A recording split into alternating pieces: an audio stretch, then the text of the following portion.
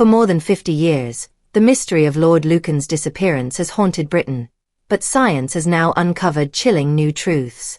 DNA evidence has confirmed long-standing suspicions that Lucan may not have died immediately after the brutal killing of Sandra Rivett, the nanny who had cared for his children. This revelation has shaken both Rivett's family and the public, proving that the mystery wasn't just about one man's disappearance. It was about privilege, deception, and how far someone could go to escape justice. The crime that shocked the nation happened on the night of November 7, 1974, in Belgravia, one of London's most wealthy and exclusive neighborhoods. At 29 years old, Sandra Rivett had no idea her ordinary evening routine would turn into a nightmare. As she walked into the basement kitchen to make tea, she was ambushed. A figure struck her with a lead pipe wrapped in plaster, a weapon chosen not in rage, but with careful intent. She had no chance to defend herself, and the attack ended her life in an instant. Upstairs, Lady Veronica Lucan walked into horror. She, too, was savagely attacked, left bleeding and disoriented. Despite her injuries, she managed to escape and ran through the cold London streets, screaming for help. Neighbors rushed out, and soon the police were at the house. What they found painted a picture of deliberate violence, and suspicion quickly turned toward one man. Her husband, Lord Richard John Bingham, the 7th Earl of Lucan. Lucan had lived a life of glamour, charm, and reckless gambling. He was a familiar face at John Aspinall's Claremont Club, where fortunes were made and lost in an instant. But behind the polished image was a man under immense financial pressure, locked in a bitter custody battle, and struggling to keep up the lifestyle expected of someone of his status. For investigators, the pieces fit together: motive, opportunity, and the sudden vanishing act that followed. When police went to arrest him, Lucan was gone. That same night, he disappeared, leaving behind a dead nanny, a battered wife, and unanswered questions. The case became front-page news, not just because of the crime, but because of who he was. The idea that a well-spoken aristocratic figure could commit such violence and then slip into the shadows fascinated the public. It was a scandal that crossed class lines and blurred the boundary between privilege and accountability. The manhunt was massive. Police scoured airports, ports, and train stations. Tips came from all over the world: Hong Kong, South Africa, Australia, India, each claiming Lucan had been spotted. Reporters followed every lead, detectives chased rumors, and ordinary people became obsessed with solving the riddle. But each sighting fizzled out, leaving only speculation behind. Some believed Lucan had lived quietly under false identities, blending into communities and moving undetected. Others were certain he was sheltered by loyal aristocratic friends who used their power to hide him. Theories grew into legends: Lucan in Africa, Lucan in South America, Lucan disguised and living as a common worker. The truth never seemed to surface. Now, with DNA evidence offering fresh answers, the shadow surrounding Lord Lucan's disappearance has finally begun to lift. But the discovery does not just solve an old mystery.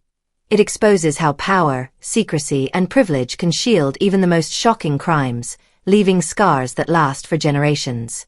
Letters, diary entries, and old photographs became the only clues in a case that refused to be solved. The more people searched for answers, the more Lord Lucan turned into a myth. He became a ghostly figure, always just out of reach, a man as mysterious as the crime he was accused of.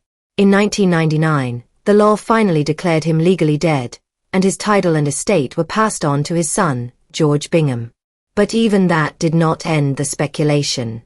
Was Lucan truly gone, or had he carefully planned his disappearance to escape justice, living secretly while the world debated his fate? The case grew beyond a single murder. It became one of the most puzzling mysteries of modern times, a story about identity, power, and the extraordinary lengths a man might go to avoid responsibility.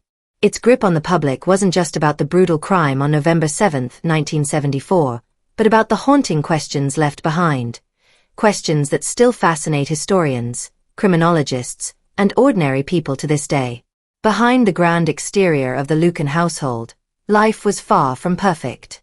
Lady Veronica Lucan later revealed that her marriage was filled with control, fear, and emotional isolation. In public, Richard John Bingham, the 7th Earl of Lucan, was elegant, charming, and sophisticated. But behind closed doors, he was unpredictable, often manipulative, and at times threatening. His obsession with gambling was at the heart of their troubles. He spent enormous amounts of money at John Aspinall's exclusive Claremont Club, gambling in high-stakes games like baccarat. To outsiders, he looked like a man of endless wealth and confidence, but in truth, he was drowning in debt and dragging his family down with him. The Lucans lived surrounded by luxury, lavish trips across Europe, private gatherings, and a lifestyle that sparkled on the surface. But beneath the glamour was a constant sense of unease. Lady Lucan described a cycle of psychological abuse mixed with sudden bursts of aggression. He could be charming one moment and terrifying the next, leaving those around him always on edge. Their beautiful townhouse in Belgravia, with its fine staircases, art, and carefully kept rooms, looked like the picture of aristocratic success. Yet inside, it carried an atmosphere of dread. Amid this tension, Sandra Rivett, the nanny, became a steady and reliable figure for the children.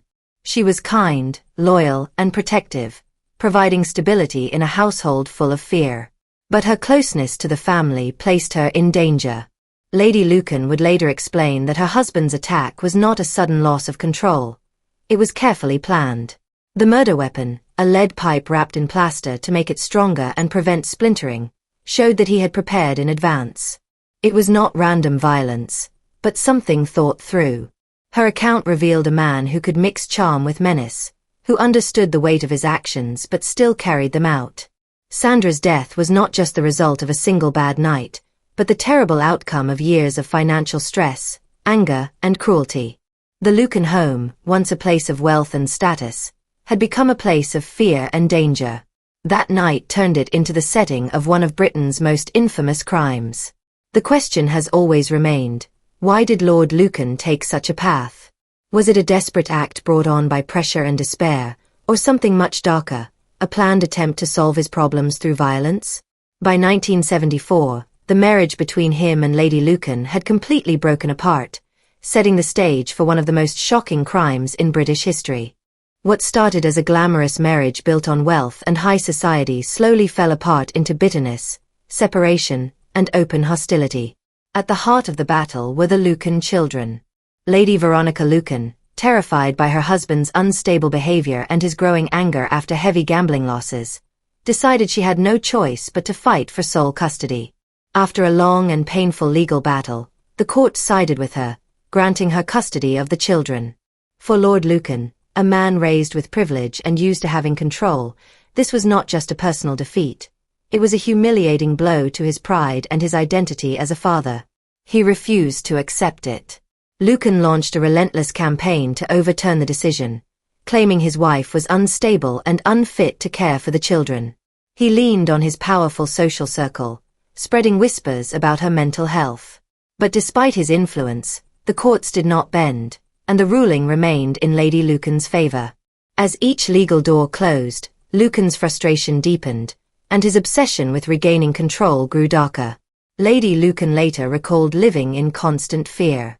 She noticed she was being followed. She received silent phone calls late at night.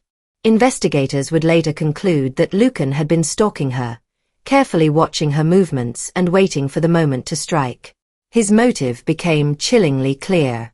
If she were gone, he could take the children back and restore what he believed was his rightful image. The attack was not the act of a man who lost his temper in a single moment. The weapon he chose, a length of lead pipe wrapped in plaster, showed clear preparation. It was designed to cause serious harm without breaking apart, proof of deliberate planning. But even the most careful plans can go wrong. On November 7, 1974, Sandra Rivett, the family's devoted nanny, went down into the basement kitchen to make a cup of tea. She wasn't even supposed to be there that night, having filled in unexpectedly. In the dim basement light, it is believed that Lucan mistook her for his wife. What followed was brutal and swift. Sandra was struck down, killed in a case of tragic mistaken identity. When Lady Lucan later returned, she too was attacked, suffering serious injuries, but she managed to escape. Terrified and covered in blood, she fled into the night, screaming for help. By then, Lord Lucan had crossed a point of no return.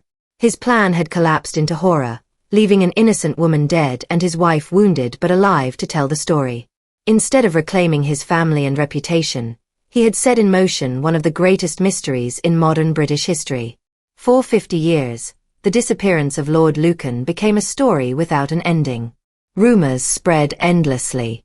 Some said he had drowned himself in the English Channel out of guilt. Others thought London's criminal underworld had killed him over his gambling debts. More romantic versions suggested he had escaped abroad, protected by aristocratic friends who shielded him from the law. The truth seemed destined never to be known. But in early 2025, everything changed. Neil Barman, the son of Sandra Rivett, revealed that new forensic technology had brought shocking evidence to light. Investigators re-examined fingerprints and biological samples preserved since the 1970s, applying modern DNA testing and advanced fingerprint matching that had not existed at the time of the murder. The results were extraordinary. They suggested that Lord Lucan had not died in 1974, as so many had believed, but had lived on for years after, evading capture and blending into the shadows. The revelation shook Britain to its core. This was no longer just about confirming that Lucan had been at the scene of the crime. It proved that he had slipped away and continued his life in hiding, while his family, the public, and even the courts believed he was gone. What had once been speculation had become science, reopening one of the darkest and most fascinating mysteries in British history. The mystery of Lord Lucan has fascinated the world for more than 50 years, but new DNA evidence has shaken everything we thought we knew. For decades, many believed he had drowned in the English Channel or been silenced by London's underworld. Others imagined he had fled abroad, hidden by powerful friends who would never betray him.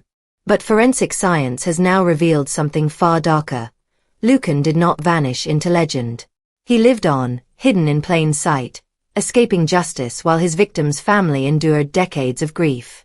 This shocking discovery has reignited debate across Britain.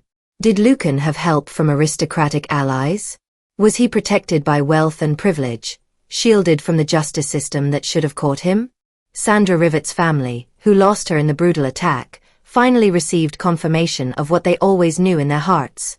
Lucan was the killer. Yet this truth came with pain. He had lived freely for years, maybe decades, while Sandra's life was stolen in a single moment. Even more unsettling was the revelation that many supposed Lucan sightings over the years were carefully fabricated or mistaken identities. Imposters fueled wild theories, misleading investigators and confusing the public, while the real Lucan slipped further into obscurity. He became more myth than man, a symbol of how easily power and privilege can twist justice. Now, with modern forensics pulling back the curtain, the question remains: where did Lord Lucan hide, and how did he survive unnoticed? Did he die quietly abroad under another name, or was he shielded by those too loyal, or too afraid, to expose him? For Sandra's son, Neil Barman, the fight for justice is not over. He has vowed to keep searching for the truth, determined that his mother's memory will not be forgotten. Lucan's story has become more than just a crime mystery. It is a chilling reminder of how influence and wealth can create walls of silence. He is no longer just the man who vanished after murder. He is now a symbol of privilege unchecked, deception unchallenged, and justice denied. Until his remains are found, the Lucan case will continue to loom over Britain as one of its darkest, most haunting mysteries.